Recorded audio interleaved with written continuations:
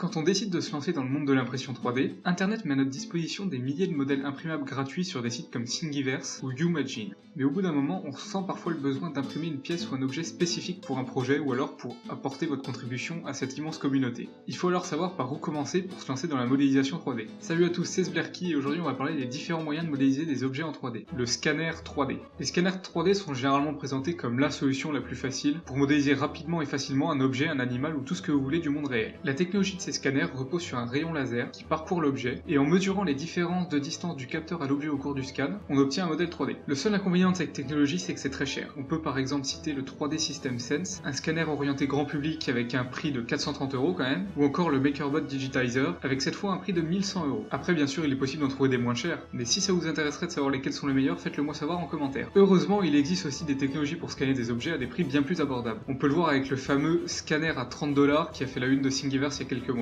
Le principe de ce scanner, c'est que vous placez l'objet à scanner au centre d'un plateau et vous fixez votre téléphone sur le bras prévu à cet effet. Ensuite, grâce à une manivelle, vous faites tourner le plateau et le téléphone prend des photos à intervalles réguliers. Et à la fin, grâce à un logiciel prévu à cet effet, vous rentrez vos photos et ça vous fait un modèle 3D de l'objet que vous voulez modéliser. La particularité de ce scanner, c'est que toutes les pièces sont imprimables en 3D. Le coût de 30 $ fait référence au coût approximatif en PLA en fait. C'est donc une solution très largement abordable pour modéliser de petits objets. La principale limite des scanners, c'est qu'il vous faut un exemplaire de l'objet que vous voulez modéliser. Et ça peut être handicapant quand vous voulez créer une pièce que vous avez vous-même imaginée. Donc dans ce cas-là, on s'orientera plutôt vers des logiciels. Les logiciels de CAO. Donc dans cette vidéo, on va parler de deux logiciels. Après, il y en existe beaucoup d'autres, mais c'est à vous de choisir ce qui vous convient le mieux en fait. En premier, on va parler de Tinkercad. Donc Tinkercad, c'est pas un logiciel à proprement parler, c'est plutôt une page dynamique, et c'est un outil très facile à prendre en main pour les débutants. Le principe est simple. Vous créez vos pièces en assemblant des formes simples comme des sphères, des cubes ou encore des cylindres.